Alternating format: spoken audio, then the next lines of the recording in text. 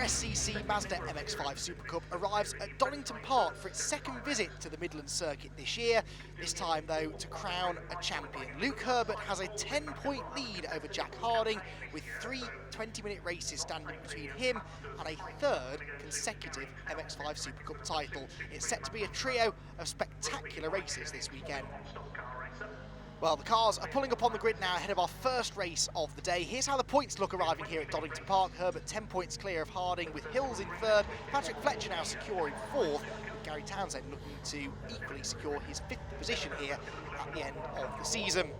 Here's the grid then for our first race. Herbert on pole with Hills alongside, then Jack Harding and James Cousins, the impressive newcomer, on the second row. Simon Baldwin, Rutter share row 3, ahead of Gary Townsend and Will Stevenson on the 4th row. Then it's George Grant with Patrick Fletcher rounding out the top 10, whilst Declan Lee and Bradley Kent are at the tail end of the 12-car field.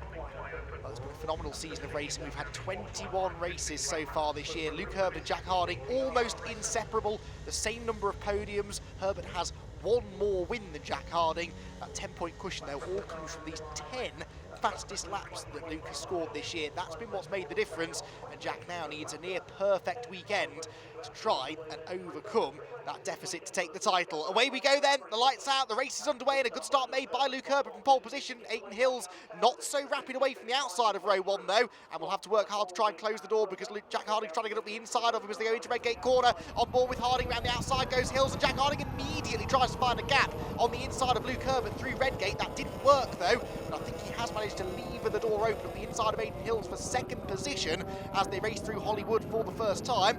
Jack Harding, who's come so close to winning this championship for both of the previous 2 seasons, would be heartbroken to be denied again a third time here at the final rounds, and he is not going to give Luke Herbert an easy ride here one bit. He's going to take the fight to Luke if he can and try to wrestle the championship away. Up through the gears we go towards Schwann's Curve for the first time. On board with Jack Harding in second place, who's still got Aidan Hills alongside him though. Sails off into McLean's corner though and sees off that particular challenge. Aidan down to third then. His teammate James Cousins is in 4th position. Aidan and his family running 2 cars this weekend and looking to try and expand to a 2-car operation full-time next year. James Cousins made a very, very respectable debut in the MX-5 Super Series at the most recent round, and is running in 4th position here on his SuperCup debut, which is really, really good to see. Nice to see some new blood appearing towards the sharp end of the MX-5 SuperCup field as well. But it's the big 3, the 3 H's that have got themselves to the head of the field once more at the end of the opening lap. Herbert leads the way, Harding is second, Hills in third. That is the position, that is the order in which they're in the championship as well, remember, with Herbert championship leader, Harding second, and Aidan Hills no longer really a championship threat now in 3rd position. Simon Baldwin there having a dive up the inside of James Cousins for 4th position. That didn't pay off though, as James hangs on to that top 4 place. Someone was wide there in the background, didn't quite spot who that was, but whoever it was, they bounced their way back onto the road. Top 3 starting to get away now though, and Jack Harding, as a bare minimum really, needs to try and beat Luke Herbert in all 3 races. If he can take 2 points out of Herbert in each race, he will close the gap down to just 2 points. So even that wouldn't be enough just to finish 1 position in front of Herbert. Realistically, he needs a car between the pair of them in each race to sort of guarantee that he has a shot at the title. But that's not going to be easy, because Luke Herbert is very, very good at picking up the points. If he doesn't win a race, he's almost always on the podium, and he, more often than not, has the fastest lap. In nearly half of the races this year, he has set the fastest lap. That, remember, is worth 2 bonus points, and that is arguably what has given Luke Herbert his championship lead now. He's 10 points clear, and he has scored 6 more fastest laps. That's 12 more bonus points than Jack Harding has scored this year. So actually, you can quite literally say that it's those fastest laps that have given him his championship cushion arriving here at Donington Park. But he's played the system nicely, as Luke Herbert. He knows you don't have to win every race, you just have to bank the points when you can. He's been so good at that, but now he's going to have to soak up some serious pressure here, because Jack Harding is all over him and is going to continue to be all over him throughout the race, I think. Herbert already, maybe the pressure telling there. A bit of a slide coming out of Redgate corner. Well, a bit of a slide doesn't really do it justice. He was completely sideways there as he hit the loud pedal coming out of the right-hander. And Jack Harding senses an opportunity now, applies the pressure down the hill. There's almost contact between the 2 of them as they turn through the old hairpin. Harding sweeps out wide, trying to carry the speed on the exit of the corner. board now with Aidan Hills running in third place with a grandstand view of all this. Now, I spoke to Aidan before this race got underway, and he told me he wasn't really going to show any respect to these two championship contenders. He was just out there to try and get the best results for him and for his team, and if that meant taking the fight to these two, then so be it. He really wasn't that concerned about that, and fair enough, because that's really the right attitude to have. He's out there to get his own results. He's not really fighting for the championship anymore, so why should he give these two an easy time of it? And right now he's proving that, as has been the case through most of the season really, he's every bit as quick as Luke Herbert and Jack Harding in front of him. Simon Baldwin meanwhile is into fourth place now, ahead of James Cousins, who's still an impressive fifth, and the top five definitely getting away now slightly from Gary Townsend, who is best of the rest in sixth. So across the start finish line they go then to complete the next lap of the race then, into the middle part of this 20-minute encounter now, and Luke Herbert really having to drive defensively. He knows if he leaves the door open, Jack Harding will go through. The trouble is, the more Herbert defends, the more he holds everybody up, and the more cars are now going to come onto their tail, and that's not really what Herbert wants. He can afford to let Harding through. He can even maybe afford to let Aidan Hills through, provided he could still pick up the fastest lap. What he can't really afford is for Harding to win and maybe to be off the podium altogether. So that's going to be the target here for Herbert. Even if Harding opens the door, he can't really let anyone else come through with him. Right now, though, Harding has not been able to prise that door open, and it's Aidan Hills now who's taking advantage of the situation developing in front of him. You can see they're starting to become preoccupied with each other, and Aidan Hills just sends it round the outside into McLean's corner. On board with Jack Harding, somewhere to our left-hand side is Aidan Hills, but we ran right out to the edge of the road. No, still Aidan Hills is coming, and he might be into second place here. Into Copper's corner they go. Harding sends it on the inside this time, gets to the apex first, but it's hard to carry the momentum on that tight line. Has Aidan Hills managed to stick it out around the outside? He has, and Simon Baldwin now moves up to make it 3 wide for second place. This is a disaster for Jack Harding. The perfect situation, though, for Luke Herbert. Harding is stuck in the middle now, literally between a rock and a hard place. There's contact coming into the chicane there, and Simon Baldwin gets past both of them from fourth to second. Fantastic driving that from Simon Baldwin, who has not competed in a full season this year, but is certainly not race rusty here towards the end of the season. And Jack Harding, with his hand up in frustration, is now off the podium himself, whilst Luke Herbert still leads the race. That was the worst possible outcome from that scenario for Jack Harding. He was trying to force the issue, trying to make the move, and ends up losing 2 places. And now he's set to lose a whole handful of points to Luke Herbert. Luke would score 100 points for the race victory. It would be just 94 points for Jack Harding. It would go up to 16 points with 2 races to go. Realistically, if things finish as they are now, we can as good as call Luke Herbert the champion now, I think. I don't see any way that Harding could come back if after this race he was 16 points behind. So he has to just get that little moment out of his head now, get his head down and try to regain lost ground here. Herbert's not really escaped out in front. Simon Baldwin has found some serious speed this weekend and is very much taking the fight to the double reigning champion. And if he starts to harass Luke Herbert, then that could bring Aidan Hills, and more significantly maybe for the championship, Jack Harding, back into play again. So down the back straight they go, dramatic stuff. James Cousins is not that far behind either, still in 5th place there, the second of the paler blue cars, but not yet a real threat to Jack Harding's 4th position. Through they come then. The slipstream effect around this Donington Park circuit, especially now it's fully dry out there, is particularly prolific, and so that is allowing the field to stay very closely bunched together. Down into Redgate corner they go. Herbert leading the way. Baldwin second, not James Blake Baldwin, but his stepbrother Simon, who has remarkably never had a podium in the MX-5 SuperCup before. Simon Baldwin, he's been competing in Mazda MX-5 racing for a long, long time. He's done several seasons of the MX-5 SuperCup, not a full one this year, but the last 2 or 3 seasons he's been around for every race, yet to get himself a podium.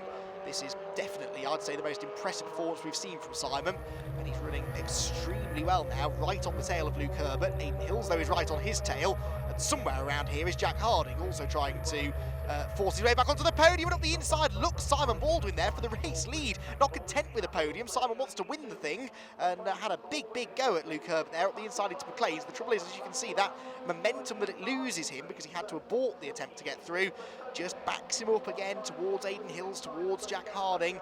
If you go for a move, you sort of have to commit to it, really. If it's a half-hearted look, then you're actually just going to end up slowing yourself down more than you are going to make progress.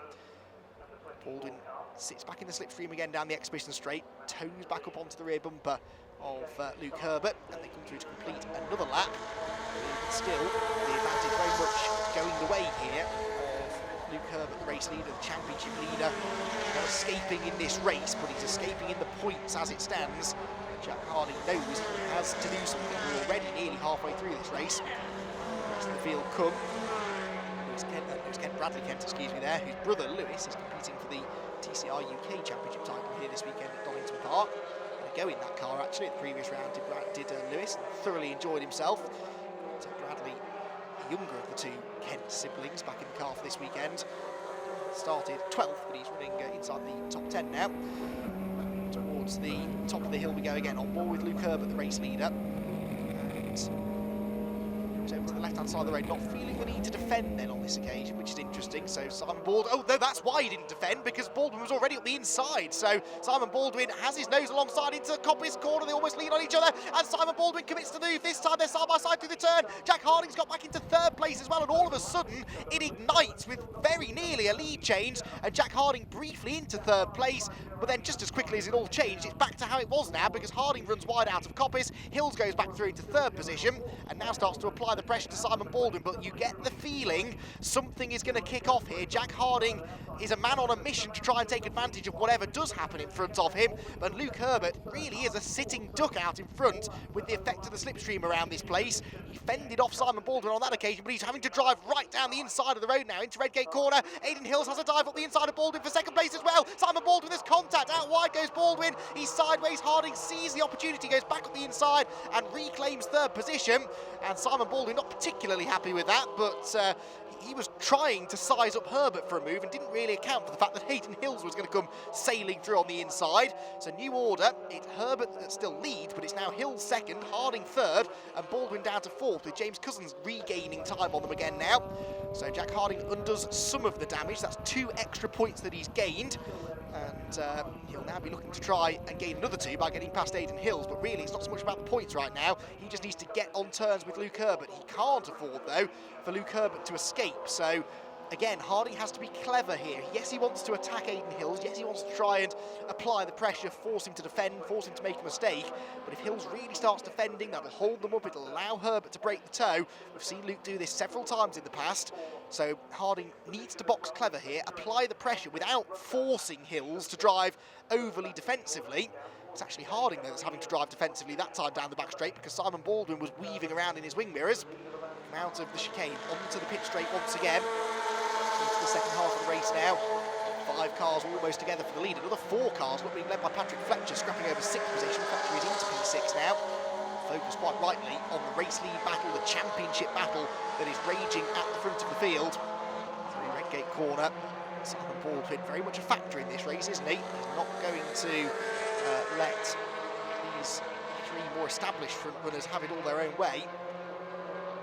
Down the hill, Herbert just with a bit of breathing room, but you don't get the impression that's going to last very long, do you? The racing has been ultra close between our front runners all season long. We've had 21 races, and the average winning margin this year is 0.9 seconds. Only 4 races have been decided by more than a second, and 2 of those were 1.1, 1.2 second winning margins at Croft and Brands Hatch. So it really has been one of the most competitive seasons we've had in the MX-5 SuperCup history. Not the biggest grids, but a very, very evenly matched grid of cars.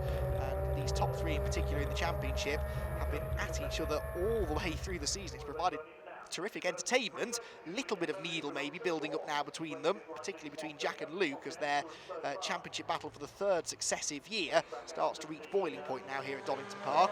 But the needle is probably good news for us really, because there's a bit more at stake now out there. It's not just a championship, it's bragging rights, it's proving a point, it's Jack Harding proving that he is worthy of winning this championship after 2 years of coming oh so close before this season. Fight for 6th then, Fletcher, Townsend, and then Will Stevenson and Rutter, I think it is, isn't it? Rutter having a decent run here in 9th place for the time being.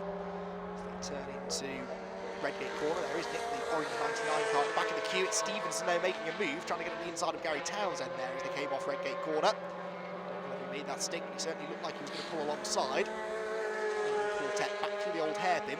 As soon as they settle down, they get away from James Cousins. So James Cousins, whilst he is impressing me immensely here, I don't think he's quite got the ultimate pace of these leading 4, but that'll come with time, no doubt. but he'll be hoping to see them start to squabble amongst themselves again before the end of the race, which I think they must do, because Jack Harding, as I've said many times in this race already, has to make progress. There are no two ways about this now. He can't afford to finish in third place. So Jack is going to try something, whether it's successful or not, I don't know, but he's going to try something at some point to get past Aidan Hills and then set about fighting Luke Herbert for the victory. Through Coppice Corner comes the next wave of cars, still in the same order actually, so Stevenson didn't get himself ahead of Gary Townsend. David Henderson, by the way, is the driver rounding out the top 10. Green and black car in the background. Chris Richards, I think, is 96, putting in 11th position. Chicane they come. Patrick Fletcher, one of the best of the rest really this year, hasn't he? Still looking for that elusive podium, but very, very close indeed on several occasions, and this is another strong showing. Keep an eye to him in race 3 maybe later on with the reversed grid at the end of the day, especially if that championship battle is still going on. Maybe some lesser fancy drivers might be able to take advantage of that as the day goes on. Redgate they go then, on board with Luke Herbert though, still the race leader. A bit of traffic up ahead now. Peter Weaver, I think, is going to go a lap down before too much longer. And that's not something we've had to contend with a huge amount this year. Lapped cars. Just throw an extra spanner in the works here as the leading quartet close in. Aidan Hills very late on the brakes there, fishing around, trying to find a way past Luke Herbert as they, within inches of each other, head through the top part of the trap. And Herbert, once again, is having to just move over to cover slightly. He's backing everybody up, and Harding might have got an opening here on the inside of Aidan Hills through the second part of Coppice. Can he do it? Can he do it? He's got his nose alongside. He's got no slipstream, though, so this might not work out. He's got to be careful because Simon Baldwin's there as well. And in the end, he had to duck back in line there for fear of allowing Baldwin to draft straight past him. So they stay as they are. Jack Harding running out of time now. Hill's a bit sideways in front of him though. Harding needs to go for this now. He needs to move, and he might have seen a gap up the inside again down the pit straight. No, Aidan Hills moves over to cover that one too. So Harding goes back to the outside. Now there is going to be a gap here, and Harding might just commit to it. Is he late enough on the brakes? He tries it, he commits to it, he goes for it. It's going to work, is it? Gets the inside line. There's contact there between the two of them as they come through the corner. Aidan Hills out over the curbs, has better momentum off the turn, and I think we'll hang on to P2, but that was real touchy-feely stuff there between those two as they went through the first corner, and very, very nearly ended in contact. And now Simon Baldwin coming back at Jack Harding. Look, it was Harding that lost the momentum and very nearly cost him third place. Now, has that allowed the top two to break the toe? Harding will be hoping not. You can see the gap that's opened out now between car number 8, Aidan Hills, and number 43, Jack Harding. Through McLean's again, they've sort of paired off now, these top two.